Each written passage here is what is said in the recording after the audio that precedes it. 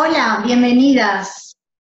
Muchas gracias por estar aquí en esta charla sobre la mujer en la empresa de familia. Me presento, yo soy Laura Aguiar Velázquez, soy abogada de formación y actualmente me dedico a la asesoría en planificación patrimonial y sucesoria, donde básicamente lo que hago es ayudar a personas y a familias a tener un mejor control de su economía y a proteger su patrimonio y relaciones familiares para que de esta manera y en la medida de lo posible puedan alcanzar el bienestar que anhelan. Hace muy poco empecé a hablar de estos temas en redes sociales y soy bastante nuevita en este mundo digital. Soy consciente de que hay mucho por mejorar y así también hay mucho por hacer. Por eso cuando recibí la invitación del Club de Mujeres en Acción para hablar sobre este tema tan interesante, no dudé y acá estoy. Bueno, esta charla no va a tener una orientación académica, tampoco quiero abordar el tema de una manera tradicional, explicando la teoría que hay detrás de lo que se conoce como empresas familiares, sino quiero más bien hablarles desde mi visión de mujer, de amiga y de asesora. Yo quiero contarte algunas situaciones que percibí desde mi profesión y comentarte algunos aspectos que como miembro de una familia empresaria, ya sea como emprendedora o fundadora de un negocio familiar o como trabajadora en el día a día, yo considero que tenés que tener presente que te van a servir para resguardar aquello que más valoras, esos intereses económicos y familiares que tenés. Ahora bien, esta charla la voy a dividir en tres partes, por una cuestión didáctica. La primera va a tratar sobre los roles que cumplimos las mujeres en la familia y en la empresa, con un poquitito de introducción del concepto de empresa de familia. La segunda sobre los conceptos de igualdad y equidad, considero que sea cual fuera el ámbito en el que nos desarrollamos debemos conocer. Y finalmente la tercera parte sobre las medidas y herramientas que puedes ir adquiriendo ya desde ahora para ir protegiendo tus bienes y tus relaciones afectivas con los demás miembros de la familia. Bueno, empezamos.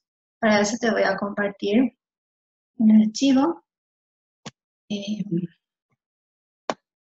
que tiene que ver con lo que se conoce como con este modelo de los tres círculos que ayuda a entender el concepto de empresa familiar. Técnicamente hablando, una empresa familiar es aquella en la que los miembros de una familia trabajan y dirigen y son dueños o son dueños de un capital, o la combinación de estos tres elementos, dos o tres. El deseo que continúe la siguiente generación es lo que marca la diferencia y es la característica en común que tienen las empresas denominadas como empresas familiares. A ver, este modelo explica visualmente una vinculación entre tres elementos, que son familia, empresa y patrimonio. Esta estructura explica la forma en que conviven estos elementos y cómo se sobreponen unos y otros. En el círculo 1, por ejemplo, está formado por las personas que pertenecen a un mismo grupo familiar. El círculo 2 por aquellos que trabajan en la empresa, que reciben un sueldo o de alguna manera están percibiendo los frutos del trabajo que desempeñan. Y el tercero es el de la propiedad, donde se refiere a los dueños de las acciones de la empresa. Por lo tanto, aquellos que tienen ciertos derechos y obligaciones con la sociedad respecto al patrimonio, al capital aportado. Además de estos tres círculos, aparecen otros espacios en los que tienen una relación directa con la empresa familiar. Es decir, todas esas personas que de una forma u otra están trabajando o se relacionan con la empresa van a ir ubicándose en alguno de estos conjuntos y subconjuntos. Y es por esto que yo considero que como mujer tenemos una figura muy importante dentro de la empresa, porque ya sea que de forma directa, trabajando en el día a día en la empresa, o como dueñas de capital o como miembros del directorio, vamos ocupando ciertos espacios con poder de decisión y de influencia. Ahora, también de manera indirecta somos líderes emocionales por naturaleza Y sobre esto es lo que quiero referirme al hablar del tema de los roles que desempeñamos a lo largo de nuestras vidas. Hago la aclaración de que estos son casos que se mencionan como ejemplos. Sabemos que cada familia es un mundo y que no hay una regla o forma determinada de actuar. No se trata de que esté bien o esté mal, sino simplemente yo quiero hacer mención a lo que comúnmente se escucha y se observa todavía hoy.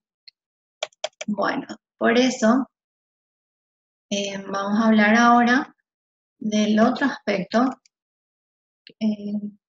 Ya hablamos del concepto básico de empresa familiar y ahora el tema de los roles. Bueno, como madres, ¿qué podemos, perdón, como esposas, qué es lo que podemos decir? Y la verdad que mucho. Como esposas, normalmente, bueno, cuando digo esposa me refiero a la que está casada legalmente o a aquella que tiene ciertas características que asimilan a los derechos de una mujer casada. En el caso de la unión de hechos que cumplido ciertos requisitos, bueno, va a generar ciertos derechos y obligaciones, pero a modo general me voy a referir a la esposa como aquella mujer casada legalmente. Entonces, la mujer, la esposa, puede ser aquella fundadora, cofundadora, o aquella que trabajó día y noche para armar la empresa y que después se retiró, o que simplemente estuvo como apoyo y sostén de ese jefe fundador. Pero también este sostén no solamente puede ser desde lo afectivo, también puede ser con ideas, con consejos y en algunos casos con recursos. Entonces tiene un rol importante desde el punto de vista histórico de la creación de la empresa. Una segunda esposa tradicionalmente ya tiene un rol y una función un poco más difícil. En temas de empresa familiar su integración no suele ser tan sencilla, pero fuera cual fuere el caso, es la esposa la que suele ocuparse de temas como la economía doméstica, la calidad de vida del marido y de los demás miembros de la familia, es la que se ocupa del tema de las vacaciones, de la comodidad del hogar, la educación de calidad para sus hijos, y es la que transmite y conserva los valores tradicionales, el sentido de pertenencia y de unidad en la familia. Y como madre, bueno, como una empresa familiar tiene como característica principal ese deseo de continuidad, todo aquello referido al embarazo, a la maternidad, las medidas de protección de la gestante y posteriormente su salud física y emocional durante el parto y puerperio, y todo aquello relacionado con el tipo de ayuda que requerirá durante los primeros años de sus hijos, lo que se puede esperar de esa madre en cuanto al nivel de horas de dedicación al trabajo y compromiso con la empresa y familia. O sea, son cuestiones que deben considerarse y que son trascendentes y relevantes. No puede hacerse caso omiso y aplicar las mismas reglas para todos. Eh, si bien debe haber normas claras para todos, también se puede prever, no es que se debe, sino que se pueden prever cierta flexibilidad según la etapa y el ciclo de vida familiar por el que se está atravesando. Porque, bueno, como madres cumplen un rol demasiado importante. No solamente desde el punto de vista del trabajo en la empresa, sino que ella es la que inspira con sus palabras, la madre es la que inspira con sus palabras, con las actitudes, y suele ser determinante para aspectos como la unidad de la familia o la resiliencia en caso de crisis económicas, y es también su postura en cuanto a cuestiones de género, el mayorazgo, lo que va determinando ciertas cuestiones como la igualdad de oportunidades entre sus hijos y demás miembros de la familia. Así, hablando de cuestiones de género, la hija, el rol de la hija. Normalmente hay casos donde hay hijas que tienen un excelente diálogo con sus padres y son llamadas a acompañarlos en reuniones, que se toman cuyos padres se toman el tiempo adecuado para entrenarles y bueno, efectivamente en algún momento estarán listas para la sucesión. Pero todavía se escuchan casos o frases como estas. Dice, si mi hija fuera varón, tendríamos resuelto el problema de la sucesión, pero por más capaz que sea, en esta empresa no puede quedar a cargo, en esta empresa no puede quedar a cargo una mujer por el tipo de servicio que se brinda. Hay casos así, también escuché que un padre decía, ¿y si mi hija trabajara al igual que sus hermanos? Y yo la reconocería por igual, pero ella siempre tiene alguna excusa vinculada a sus hijos, no se esmera, no procura luego salir de sus problemas y colaborar con la empresa y la familia. Y bueno, son cuestiones que se escuchan más de lo que quisiera y bueno, en todos los casos debe siempre primar el equilibrio entre familia y trabajo, porque también con un diálogo se puede descubrir que quizás la hija no tenga realmente tanto interés en trabajar en la empresa, pero se siente comprometida emocionalmente, entonces no está comprometida al 100% ni con su familia propia, ni con la empresa, ni con eh, su deseo de prosperar por su cuenta. Entonces, por eso, debe primar siempre el equilibrio entre familia y empresa y para eso debe haber un buen sistema de comunicación y diálogo. Ahora, en cuanto a las hermanas, por esto mismo que mencionaba, cuando hay diferencia de tratos entre hijos, entre hermanos suele producirse celos y frustraciones que lastimosamente no son atendidos a tiempo y causan efectos bastante tristes cuando ya es demasiado tarde y ya no hay medidas que se puedan adoptar. Y normalmente tiene relación, aunque no lo crean, con el orden del nacimiento, una cuestión cultural. Hay diferencias a veces en atenciones y exigencias de los padres hacia sus hijos en relación con este orden de nacimiento. Y así se van generando celos, envidia y rivalidad entre hermanos que si no pueden ser controlados por ellos mismos a nivel de familia. Y por el bien de la continuidad de la empresa deben acudir a un profesional externo. Y en estos casos, donde afecta ya el desarrollo normal y funcional de una empresa familiar, es un consultor, es un experto en gestión de empresas familiares y gobernanza que pone ese paño frío a la situación y puede ayudar a tomar esas decisiones estratégicas que favorezcan al grupo familiar, no a una persona específica, a un accionista, director o la persona que le contrata, o tampoco es al de la empresa en sí, sino al grupo. Y bueno, y así también está el tema de las nueras, suegras y cuñadas como parientes políticas que quise hacer mención porque se suele escuchar también que para muchas empresas familiares es el tema de la consanguinidad es un valor fundamental a defender, o sea, ese derecho de sangre es lo que se debe resguardar.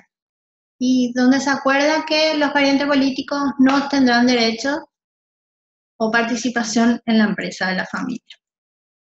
Claro que hay excepciones también, pero en todos los casos se debe tener en cuenta que por más que haya un acuerdo de no incorporar a parientes políticos en las cuestiones de la empresa, en el peor escenario, si fallece el hijo o hija heredero, heredera, que está casado o casada, o con unión de hecho, va a generar derechos de sucesiones, eh, lo que convertirá a sus cónyuges en herederos y podrán convertirlo entonces en accionistas, lo que significa que van a tener voz y votos en las asambleas. Entonces, este pariente político, además de ser administrador legal de los bienes de sus propios hijos, va a estar involucrado con la empresa y con la economía familiar, con con el patrimonio de la familia. Entonces, mujeres como parientes políticas, tenemos un rol importante, más allá del punto de vista patrimonial, porque tradicionalmente somos las que transmitimos los valores positivos hacia la empresa familiar y hacia la familia misma. Es decir, no se debe menospreciar esta relación entre suegros y demás miembros de la familia política. Una persona que respeto mucho solía decir que la mujer puede unir o separar, construir o destruir. Y bueno, es por esto quizás quizás esta frase se aplica a estos ejemplos que estoy mencionando, y por eso es que considero que el cuidado de las relaciones con los parientes políticos es más que indispensable y que es casi una cuestión de supervivencia.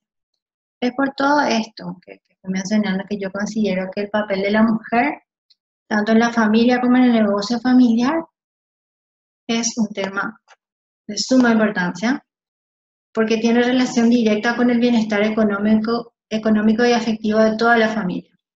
Es por eso que yo te sugiero que dediques un tiempo y hagas un espacio para capacitarte en temas relacionados a los derechos y obligaciones que te corresponden dentro del negocio de la familia.